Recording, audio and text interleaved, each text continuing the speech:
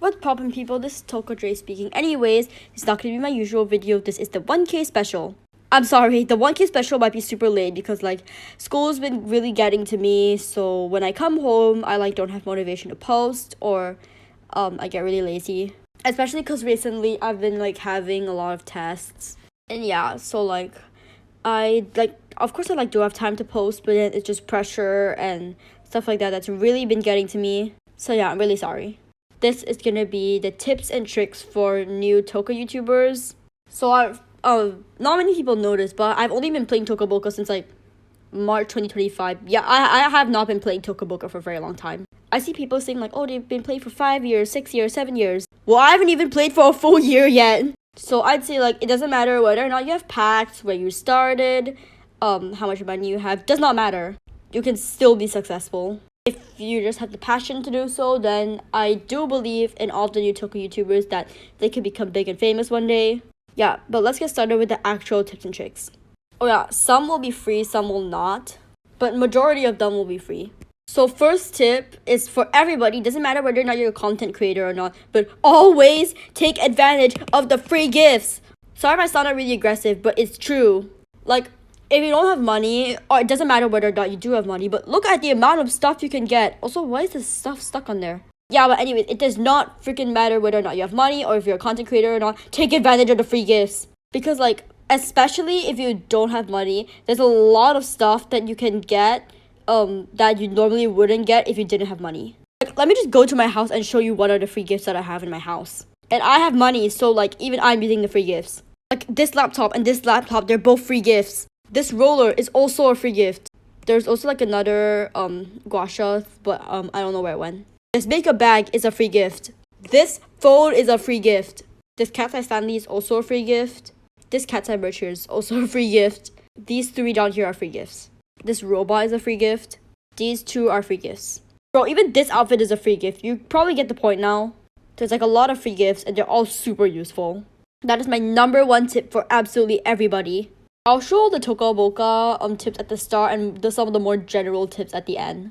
So the next tip is specifically for the people with no money, and it's how to make a family with more than 3 characters. So first, you want to go to the hair salon, and you can use some of the characters that Toca Boca provides for you. You can actually change your hair color with these, but it doesn't work with the Apple Pencil, so the tip that you need to use is that you need to use your finger, else it does not work. See? So yeah, you can make the characters look exactly like they're from your family.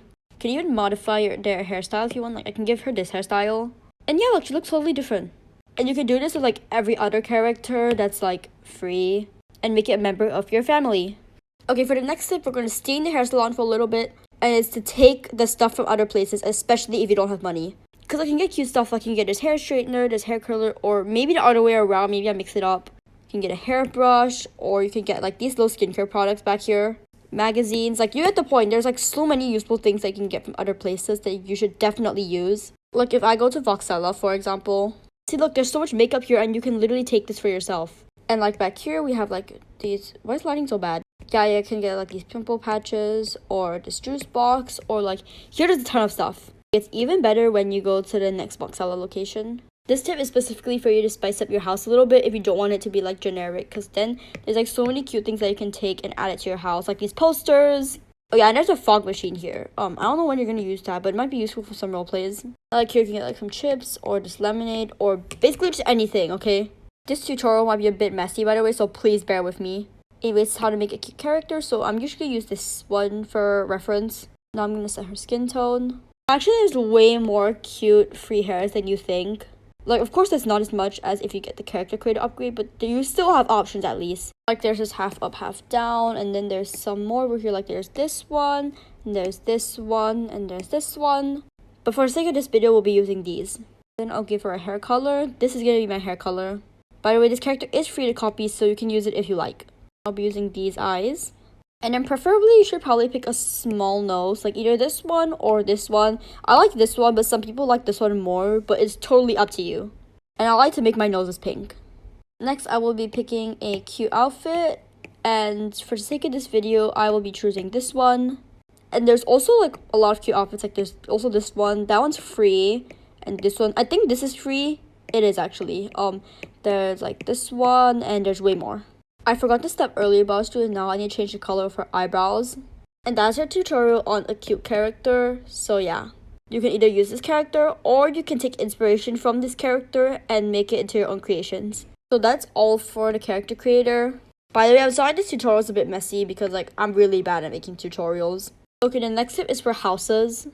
Okay, this is my house. I know that it's like has paid stuff in it, but let me just tell you this. I've seen so many, excuse me, what? I've seen so many cute houses with only free furniture in it. And I suggest whether or not you do have money, you should find your own style of house and see which one you like.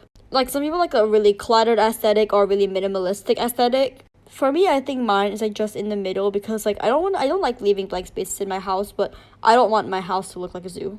I do have some free to copy house tutorials that are free, so you can follow those if you want, or you can find your own style based off of my tips. Okay, now we're gonna move on to some of the more general tips.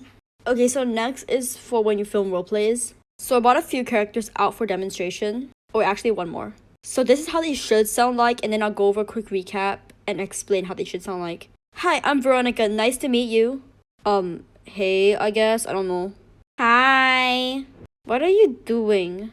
Actually, I don't really need him. So, I am a girl in real life, so I'm just gonna make her sound like pretty much my normal voice, maybe a little bit deeper, but mainly just my normal voice. For guys, I try to go for a deeper voice so that it's more realistic the way they sound. And for the younger ones, for like toddlers, I'll make them like, my voice like more squeakier. And sometimes they're like, they can't pronounce their R's and they pronounce it as W instead. Like overall, I try to make it sound more childish and sometimes like, yeah. This is just for like a realistic like kind of thing, I guess. So you have to make sure that the voice that you're doing suits the character based on their gender or their age or everything basically. Like if that's a really sassy personality, they'll be like, oh my gosh, what the hell? Or you can just like make them talk in their normal voice, like your normal voice in real life. But this is just my tips on how to make your toca characters sound more realistic in roleplays. By the way, if I sound weird, it's because I'm sick. And next is that you want to get a good angle. So if you're going to do that like really up close or like really far, you have to make sure you maintain that angle for the rest of the video, or at least try to. Personally, I think I forget a lot. I usually do it like this. But make sure that like not only you maintain your angle, you have to make sure the angle is good. Like it can't be too close or it can't be too far. Or actually it can be really far because I've seen people do that before. But you gotta make sure that your viewers are able to see what you're doing. Also make sure your camera is straight. Don't make it like tilted because like that's just a really bad angle. And also if you want, you can use a phone stand. It makes your phone more still. I actually have one, but I think I like the way this looks better. And a phone stand can also help you maintain your angle more. But just my personal preference that I don't really like to use the phone stand. And I prefer just holding it with my hand. But you can have your own personality, your own style, so yeah. And next up is, right now you can see I'm using an Apple Pencil. And right now the style I'm feeling is like I'm like using my Apple Pencil to drag the emotions and to drag the characters around. And I'm not screen recording. Some people like to screen record, but I don't know, it's just like too tiring for me because like I'm too lazy to edit all of that. And also like I can make my videos like this more goofy. But like, okay, back to the topic. Not everybody has an Apple Pencil, but I don't recommend using your finger because it literally looks like this while you're recording. And it's just like overall not that smooth. I think this is a better substitute. But Dre, what is this? It's just a regular pen. Well, it is, but you see this like little rubber tip back there? Like that black rubber tip? Look at this. You can literally move your characters with it. And this thing has one benefit but one downside compared to a regular Apple Pencil. Okay, the good thing is that since it's a regular pen, it won't die. Like as in the battery won't die because it's not battery powered. It's just like it has like the touch of the finger. Okay, my opinion, this pen does feel more rough than a finger. But it certainly looks way better. So if you don't mind like the thing when you're recording it, if you don't mind it being a bit like rough when you feel it, like of course you can't feel it now, but I can feel it and it doesn't feel as smooth as your finger or your Apple Pencil. But it certainly looks way nicer. In case you're wondering where I got this from a hotel, or my parents got this from a hotel. So like they just took it. Anyways, back to the Apple Pencil because I don't want to be using that pen. Also, if you can't afford like a real Apple Pencil, you don't have to worry because there are fake Apple Pencils like stylus pens or anything basically. So that's all for the Apple Pencil tip. Actually, one more thing, because you see the tip, you can like remove the tip. It's really hard to do it with one hand. But yeah, for this Apple Pencil, since you can remove the tip, at one point the tip might get like a bit blunt and then you can't really move your stuff anymore. But like this is more of a general tip to like anybody with an Apple Pencil, like a real Apple Pencil. But there's actually a spare tip in the box so that if like the current tip gets blunt, you can just use that one. Like you just open up the box and you can get the tip and then like replace the tip, and yeah, you get what I mean. Okay, I don't know if it's for all like real Apple Pencils, but I found an extra tip in my box, so I just used it. Yeah, next I'm gonna show you how I make my thumbnails. So there's an app, it's called Pixar. As you can see, like all of my thumbnails are here. So this is one of my thumbnails. So this is like one of my more complex thumbnails. I think this is probably one of my thumbnails that I put the most effort in because I had to like edit this part, like her hand. Now I had to like edit in the door. But yeah, I'm gonna also show you all the websites that I use. So this font is from Pixar also. I don't remember what it was called. I think it was called Short Stack. Yeah, there's the name of the font that I use. By the way, please do not copy my thumbnail style. This thumbnail tutorial in the middle of this tip video, it is intended for you to take inspiration off it and use some of my tips, and you can use it for your own, but don't copy my thumbnail style because like I just don't want that happening. You can like, of course you can take inspiration off of it, but like I don't want you using my thumbnail style. In case you're wondering how I got some of this, first I go to sticker, then I search up overlay, and so you can get this, you can get this, you can get this. I specifically use this one, and wait, where is it? And I use another one. Oh, I use this one also. As you can see, they just really add a nice touch to my thumbnails, and I totally recommend you using them. And I use 2 different websites besides PixArt, not including Toca. So I use 4 different sites. First, I use Toca to get like these icons in the background. PixArt for the actual thumbnail making. Remove BG, it's a website that I used to remove the background of like these characters. And a website called Pixel Speech Bubble. So I'll just show you now. I'm just gonna explain this part more in depth because like I don't know if you guys understood it, but I'm just gonna make it easier to understand. So first you go to a house that you don't use. Then you go here and then you get the wallpaper. You go here and then you pick like a singular color to color your floor. I'll just change mine to green because fun. But earlier I was using blue, so yeah. So that when you like screenshot the character, there's only one focus. So when it removes your background, so like, okay, when a website removes your background, there's only like one focus. So there won't be like anything extra for you to remove, or there's less likely to be anything extra for you to remove. So this is the way I like to do it. So yeah, I hope that helps. Okay, I'm using this heart backpack as an example. So I can, yeah, it just removes the background straight away. And I can download it on my iPad. And I can save the image. And voila, it's all removed for you. The background is removed, so you just have this little icon that you can use in your thumbnails. And I also use this place. It's called Pixel Speech Bubble, so I just have to type in something. I can type in like hi, and it's also like spike right, spike left, and I create it. And it's just as easy as that. It just makes a cute little speech bubble for you. And they look really nice. They kind of add to the emptiness of my thumbnails. I mean, it makes my thumbnails less empty. I also add borders to my characters. So there's this little thing down here. It's called border, and I do adjust it to my liking. So if there's no border, it'll look like this. But it doesn't. If it does have a border, it'll look like around this. So yeah, I do like to add a border to my characters. Oh, and I actually use one more app. It's called Ibis Paint. So this is basically what I did. So I use this tool. It's called the lasso, and then I like lasso the part that I want to do. And like it's too complex for me to like, explain it here. But like you can just use the lasso and then you can move the hands around, and then you can like use a brush and then you can adjust it. Like here I use a brush so I can connect the hands together kind of. So yeah. This is also me making my thumbnail. So I just use like a pen and I put the opacity down and then it looks like this. So that's kind of just what I do for the border, even though I don't really do it anymore. But just in case you guys wanted to know about it. Anyway, I think that's it for like the thumbnail, so I'm just gonna real quick think about if there's any other tips that I need to go over. Okay, here are some YouTube related rules. So first, you need to have a consistent uploading schedule. Like, I don't have a consistent uploading schedule at all.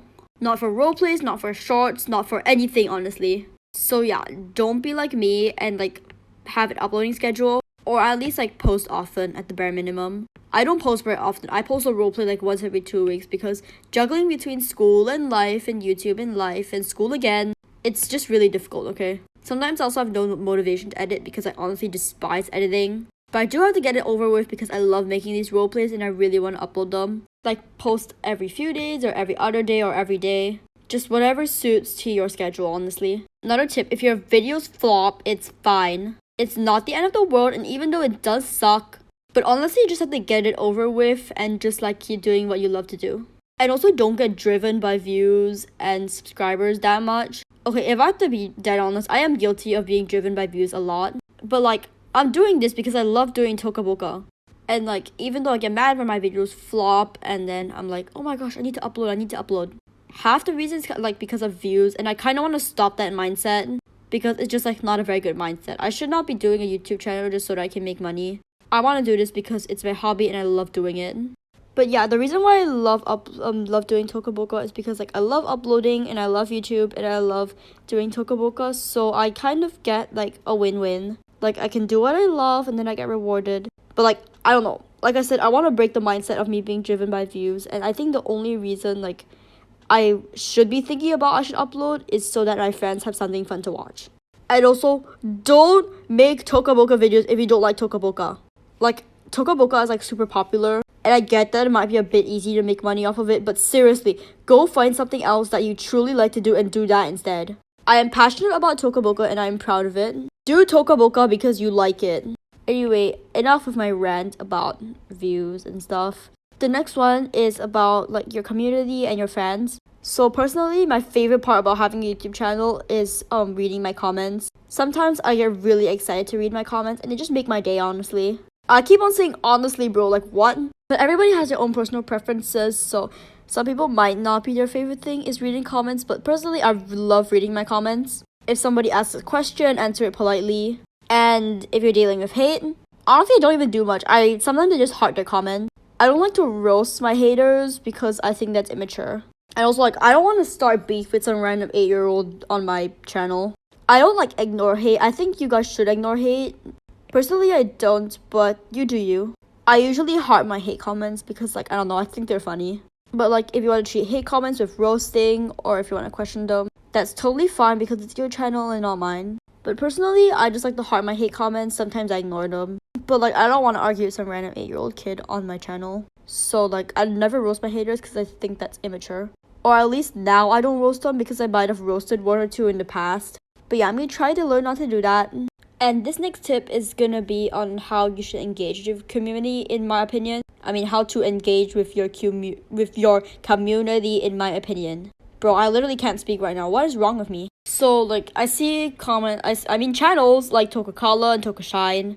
They give their viewers a question of the day, and sometimes they ask for video suggestions to see what they like. Personally, I like to ask for video suggestions, and sometimes if I hit a milestone like 500 or 1k or so, or like the list goes on and on and on. But yeah, I like to ask my community questions, see what they like, see what they don't like. And yeah, anyways, that's the end of today's video. I can't really think of any more tips, but like, I'm sorry if I missed any, but the list goes on and on and on. And I can't cover all of them in this video because or else it'll be too long. But yeah, I really hope this helped. I'm sorry for not explaining it that well because I am a really bad explainer. But yeah, thank you so much for 1k. I never thought I would hit, and we're almost at 2k because it's a late 1k special. And sorry for the 1k special being so late, but anyways, bye!